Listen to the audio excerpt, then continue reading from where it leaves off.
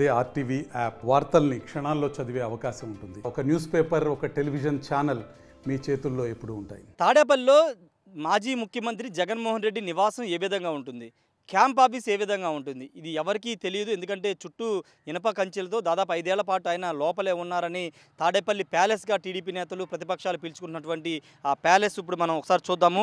ప్రస్తుతం మనం చూస్తున్నటువంటి ఆ రెండు కూడా తాడేపల్లికి సంబంధించినటువంటి మాజీ ముఖ్యమంత్రి జగన్ అటువైపున ఉన్నది ఇల్లు. ఇదంతా కూడా క్యాంప్ ఆఫీస్. మొన్నటి వరకు పూర్తిగా సీఎంఓ కార్యాలయాన్ని మొత్తం పాలనా వ్యవస్థనంతా నడిపించిన కార్యాలయం అదే. అది మీరు చూస్తున్నటువంటి మొత్తం కూడా క్యాంపు కార్యాలయం ఉపయోగించినటువంటి భవనం.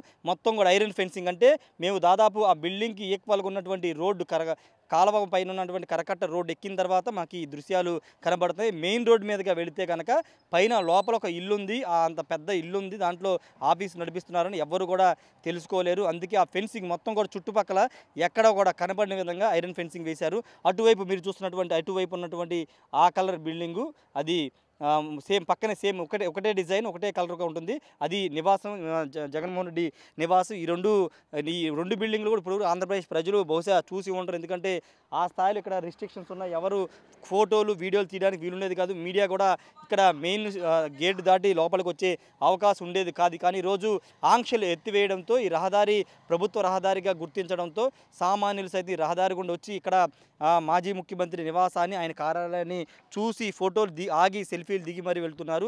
ఒకసారి ఇక్కడే అంటే ఈ రహదారి అదేవిధంగా పక్కన ఏర్పాటు చేసినటువంటి ఆ గోశాల, మీరు చూస్తున్నటువంటి గోశాల చూశారు కదా, ఆ గోశాల వీటన్నిటి కూడా ప్రభుత్వ ఆస్తులతో ప్రభుత్వ ధనాన్నితో వీటిని కట్టారు, మెయింటైన్ చేస్తున్నారు అనేది ప్రధానంగా అధికార పార్టీ నేతలు ఆరోపిస్తున్నారు. మీరు చూస్తున్నటువంటి ఈ చెట్లు మొక్కలు అన్నీ కూడా పూర్తిగా ప్రభుత్వ నిధులతో ప్రభుత్వ ధనంతో నిర్మాణం చేసినవే. కానీ ఈ బిల్డింగులు జగన్ నివాసం ఉంటున్నటువంటి నివాసం, క్యాంప్ ఆఫీస్ రెండు కూడా ఆయన సొంత భవనాలు. ఆ రెండు భవనాల కోసం ఇక్కడ ప్రభుత్వ రహదారి ఆర్ఎన్బి రహదారిని అదేవిధంగా రహదారి కొంత సుందరీకరణ కోసం, బ్యూటిఫికేషన్ కోసం ఈ మొత్తం చెట్లన్నీ కూడా ఇవన్నీ కూడా సామాన్యమైన మొక్కలు కాదు, అత్యంత ఖరీదైన మొక్కలు. వీటి మెయింటెనెన్స్కే చాలా ఖర్చు అవుతుంది.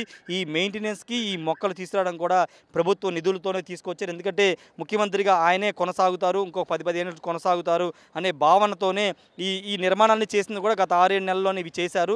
ఏదో 2-3 సంవత్సరాల ముందు కాదు, 6-7 నెలల్లోనే రహదారి బ్యూటిఫికేషన్ అంతా కూడా చేశారు. అదంతా కూడా ప్రభుత్వ ధనంతో చేశారు. అంతేకాదు ఇక్కడ మీరు చూస్తున్నటువంటి ఈ ఖాళీ ప్రదేశం చూస్తున్నారు కదా, ఈ ఖాళీ ప్రదేశంలోనే ప్రతి సంక్రాంతికి సంక్రాంతి సంబరాలు, ఉగాదికి ఉగాది వేడుకలు ఇదే ఆవరణలో ఒక సెట్టింగ్, సినిమా సెట్టింగ్ లాంటిది వేసి తిరుమల తిరుపతి వెంకటేశ్వర దేవస్థానం నమూనాను, లేకపోతే వేరే దేవస్థానం శ్రీశైలం దేవస్థానం నమూనా, ప్రతి పండగ కొత్త నమూనాని ఇక్కడ ఏర్పాటు చేసి ఈ స్థలంలో ప్రభుత్వ నిధులతో నిర్వహణ చేసేవారని కూడా అధికార పార్టీ నేతలు ఆరోపణ చేస్తూ ఉన్నారు. చెవిరెడ్డి భాస్కర్ రెడ్డి ఆధ్వర్యంలో ప్రభుత్వ నిధులతో ఈ కార్యక్రమం అంతా జరిగేదనేది టీడీపీ నేతలు ఆరోపణ చేస్తున్నారు. ఆ నిధులకు సంబంధించిన అంశం మీద కూడా విచారణ జరగాలి. ఆ నిధులు ఎంత దారి మళ్ళీ ప్రభుత్వ ధనాన్ని ప్రైవేటు కార్యక్రమాలకు ఏ విధంగా ఉపయోగిస్తారని కూడా ఆరోపణలు చేస్తున్న నేపథ్యంలో వాటన్నింటి మీద లెక్కలు తేలాలనేది అధికార పార్టీ నేతలు చెప్తున్నారు. అందులో భాగంగానే ఈ ఆర్ఎన్బి రహదారి 1.5 కిలోమీటర్ల రహదారికి ఎన్ని నిధులు ఖర్చు పెట్టారు, రహదారి వేయడానికి, తర్వాత డివైడర్కి, ఇక్కడ మొక్కలకి,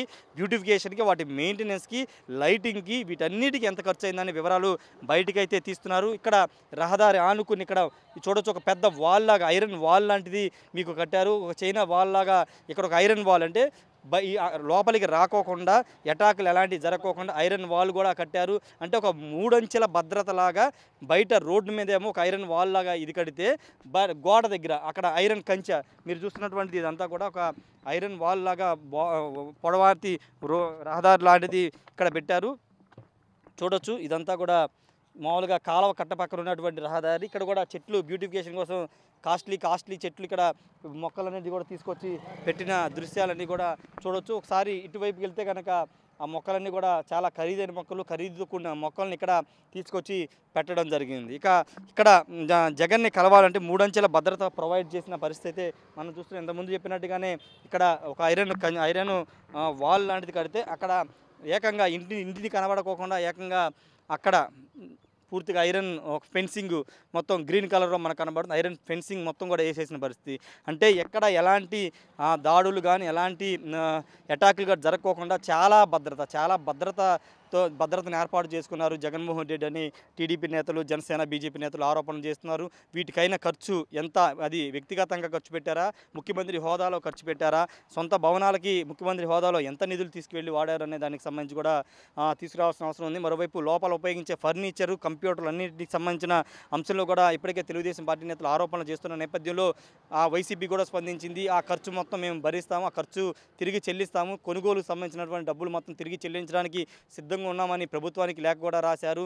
ఓవరాల్గా అయితే తాడేపల్లిలో సీఎం క్యాంప్ ఆఫీసు, మాజీ ముఖ్యమంత్రి క్యాంప్ ఆఫీసు, ఇల్లు చూడాలనుకునే వాళ్ళు ఇప్పటివరకు చూడలేదు. చూడాలనుకునే వాళ్ళు ధైర్యంగా ఖచ్చితంగా రావచ్చు. ఆ రోడ్లోకి అలౌ చేస్తున్నారు. వచ్చి ఆయన నివాసాన్ని చూడవచ్చు, ఆయన ఉండే క్యాంప్ ఆఫీస్ని కూడా చూడవచ్చు. ఆ వెసులుబాటు అయితే ప్రస్తుత ప్రభుత్వం అయితే కల్పించింది. కెమెరా పర్సన్ ప్రసాద్తో రాయ్ టీవీ తాడేపల్లి నుండి. మరిన్ని వీడియోస్ కోసం ఛానల్ ని సబ్స్క్రైబ్ చేయండి. లేటెస్ట్ అప్డేట్స్ కోసం వాట్సాప్ ఛానల్ ని ఫాలో చేయండి. అండ్ లింక్ డిస్క్రిప్షన్ లో ఉంది.